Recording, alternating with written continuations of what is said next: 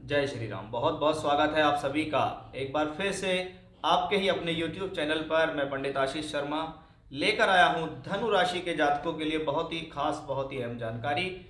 दिसंबर 2023 का मासिक राशिफल, जो कि साल का एक आखिरी राशिफल है।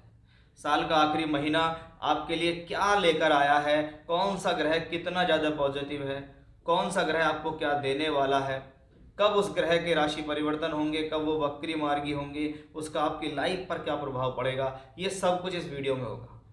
इसलिए बड़े ध्यान से सुनिएगा।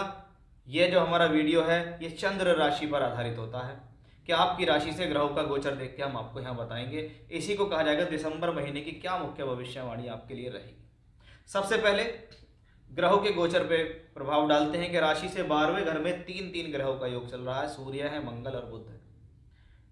तीसरे घर में शनि है, राहु चौथे घर के अंदर गोचर कर रहे हैं, पंचम भाव में गुरु हैं, दशम में केतु और एकादश में एकादशेश शुक्र स्वराशि का है।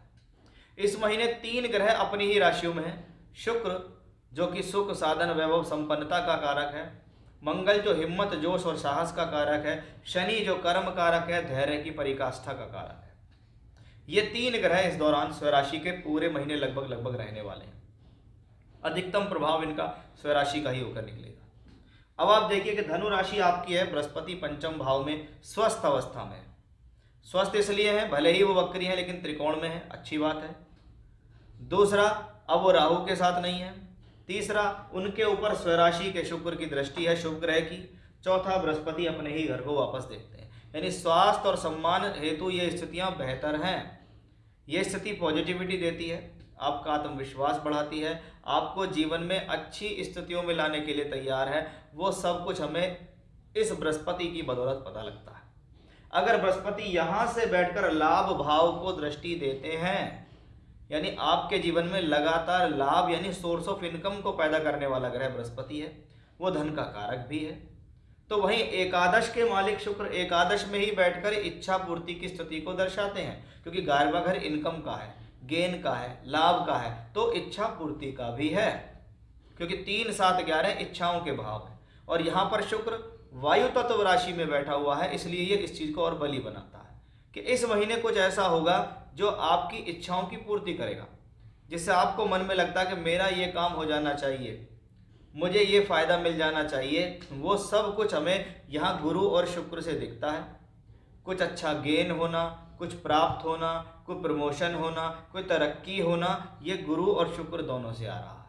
बिल्कुल क्लियरली निकल के आता है कि राहु भी गुरु की राशि में और गुरु पंचम में है, इसलिए राहु भी आपके लिए पॉजिटिव हो गए। गुरु के ऊपर पड़ने वाला प्रभाव आपके लिए पॉजिटिव हो गया। अगर गुरु यहाँ से बैठ के एकादश को देखते हैं तो ये नहीं भूलना चाहिए कि शनि भी दूसरे घर का मालिक है। वो दूसरे घर का मालिक शनि अब वक्री नहीं है, और वो भी बृहस्पति पे दृष्टि डालता है। यानी बृहस्पति पे देखें तो दूसरे घर और 11वें घर दोनों के स्वामियों का प्रभाव नजर आया।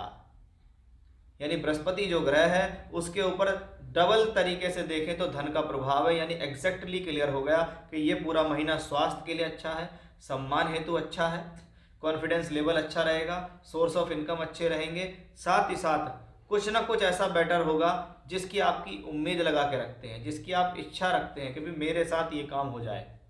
यानी इच्छा पूर्ति करने का समय, लाभ प्रमोशन का समय। वहीं 12वें घर में त्रिग्रही योग बना, सूर्य भी गया, बुध भी गया और मंगल भी गया।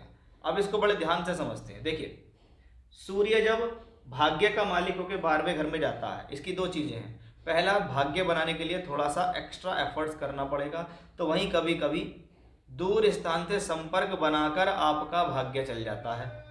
कभी कभी तो क्या, लोगों के नौकरियों में परिवर्तन या ट्रांसफर भी ऐसी स्थिति में दिखते हैं, क्योंकि तृतीयेश शनि की दृष्टि भी वहां है। इसलिए ये जो सूर्य है ये इन चीजों को देने में सक्षम है। 16 दिसंबर को राशि परिवर्तन करेगा और आपकी राशि के अंदर आ जाएगा। ये और पॉजिटिव होगा क्योंकि इसको गुरु की दृष्टि भी मिल जाएगी। भाग्य का भी यहाँ से संबंध, यानी 16 दिसंबर के बाद स्थितियां और अधिक सकारात्मक और अधिक पॉजिटिव आपके लिए नजर आएंगी। कहीं ना कहीं 9th हाउस यानी भाग्य का सहयोग आपको मिलता दिखाई देगा।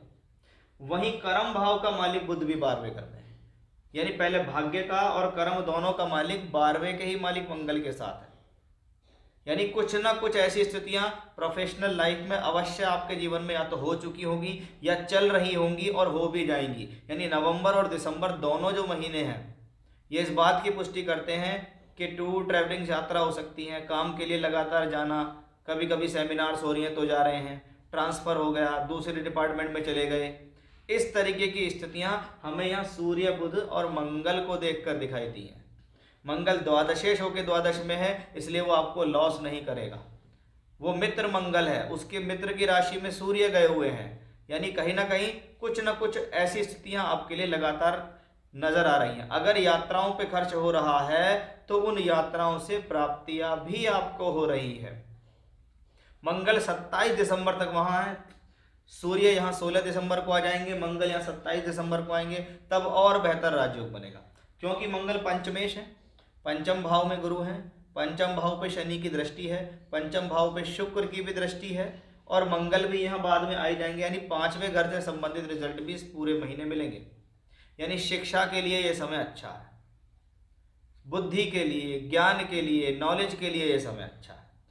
लेकिन विवाह और वैवाहिक संबंधों को थोड़ा सा संभालें। जीवन साथी के स्वास्थ्य का भी इस पूरे महीने आपको खास ध्यान रखना होगा।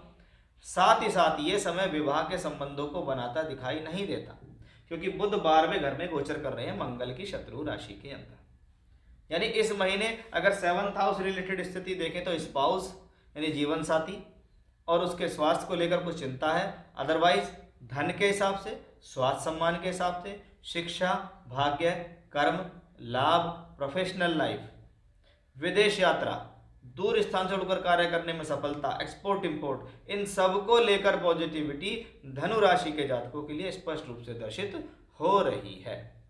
तो ये था साल का आखिरी महीने का मासिक राशिफल, यानी दिसंबर 2023 कैसा रहेगा वो सब मैंने आपको इस वीडियो में विस्तार से बताया है। जय श्री राम।